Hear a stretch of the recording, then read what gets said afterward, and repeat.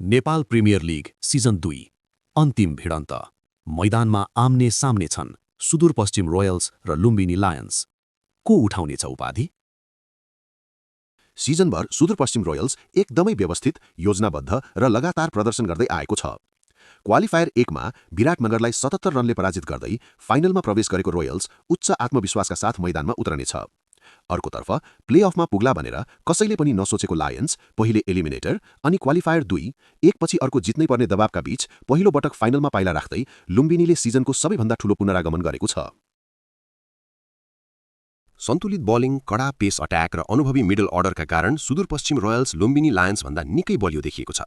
सुदूरपश्चिम रोयल्सको मुख्य plus point भनेको नै उसका लोकल खेलाडीहरूको प्रदर्शन हो। ओपनर विनोद भण्डारी यो सिजन पनि उत्कृष्ट लयमा देखिएका छन् र 8 खेलमा 264 रन बनाइसकेका छन्। उनी लिडिङ रन स्कोररको दोस्रो नम्बरमा छन्।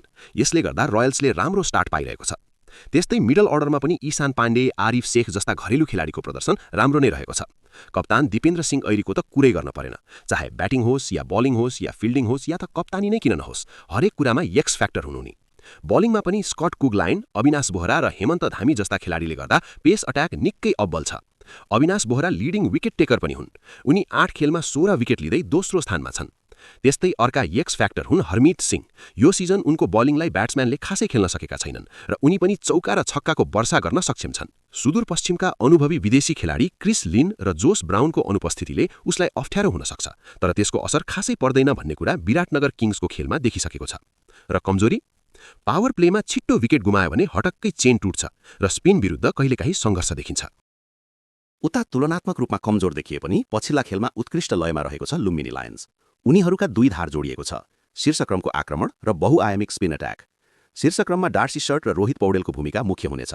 पौडेल 9 खेलमा 260 रन बनाउँदै लिडिङ रन स्कोररको तेस्रो स्थानमा छन्। त्यस्तै बलिङमा पनि लुम्बिनी लायन्सले लय समातेको छ। उसका फास्ट बलर रुबेल ट्रम्पलमेन पछिल्लो खेलमा लयमा देखिएका छन्। स्पिन अट्याकमा लुम्बिनी लायन्स सुदूरपश्चिम रोयल्सभन्दा राम्रो देखिएको छ। विशेष गरी उसका मिस्ट्री स्पिनर शेर मल्लको प्रदर्शन उत्कृष्ट रहेको छ। उनी 9 खेलमा 14 विकेट सहित लिडिङ विकेट टेकरको तेस्रो स्थानमा छन्। त्यस्तै अर्का युवा लेग स्पिनर तिलक भण्डारी पनि घातक साबित हुन सक्छन्। तर मिडल अर्डर धराशायी भन्दा लुम्बिनी लायन्स ठूलो स्कोर बनाउन भने चुक्दै आएको छ। यी दुई टोली, एकले स्थिरता र दबदबा बोकेको छ, अर्कोले विश्वास र पुनरागमन। कसले उचाल्छ होला एनपिएल सिजन 2 को ट्रफी? कमेन्ट गर्नुहोला।